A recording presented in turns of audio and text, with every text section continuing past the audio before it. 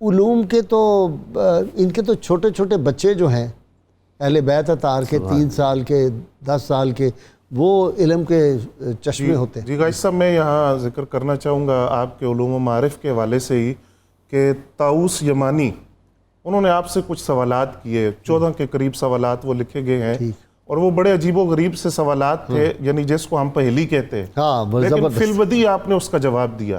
سب سے پہلا سوال انہوں نے یہ کیا کہ جی آپ عالم ہیں تو آپ یہ بتائیں کہ آدم علیہ السلام کو آدم کیوں کہا جاتا ہے؟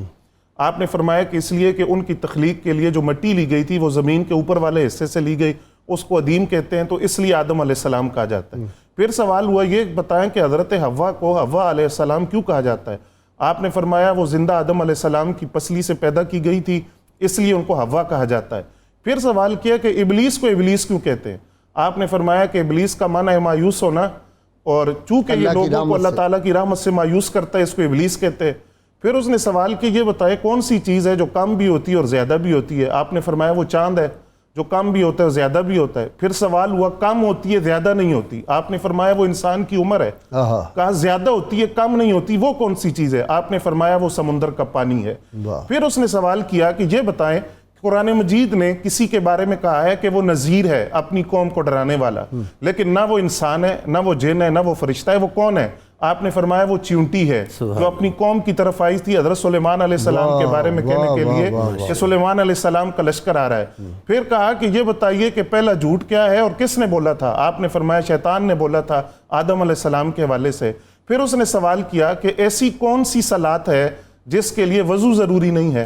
آپ نے فرمایا یہاں صلاۃ سے مراد درود شریف ہے، اور درود شریف کے لیے وضو شرط نہیں ہے۔ وہ کون سا سچ ہے جی جو جھوٹا بول رہا ہوتا ہے؟ وہ جی بالکل، وہ کیا ہے؟ ہاں، وہ کون سا آدمی ہے جو قوم ہے جو ہے تو جھوٹی لیکن جو بات انہوں نے کی وہ سچی تھی، قرآن اس کو بیان کر رہا ہے۔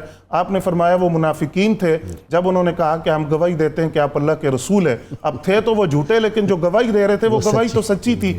اسی طرح آپ نے آپ سے پوچھا گیا کون سا ایسا روزہ ہے کہ جس میں کھانا پینا جائز ہے، تو آپ نے فرمایا وہ خاموشی کا روزہ ہے۔ اور قرآن مجید فرقان حمید میں حضرت مریم علیہ السلام کا واقعہ موجود ہے کہ آپ نے خاموشی کا روزہ رکھا جو اس شریعت میں جائز تھا، اس شریعت میں اس کی اجازت نہیں۔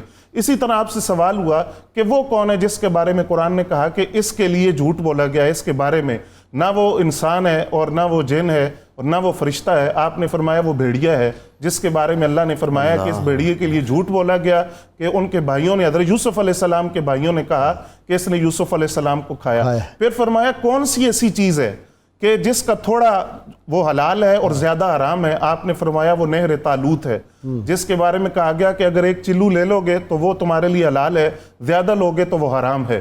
تو یہ وہ سوالات تھے حضرت طاؤس یمانی نے جو آپ سے پوچھے، اور آپ نے فی البدیہہ ان تمام سوالات کے جوابات ان کو وہ ورطہ حیرت میں پڑ گئے، یہ نوجوانی کا عالم ہے۔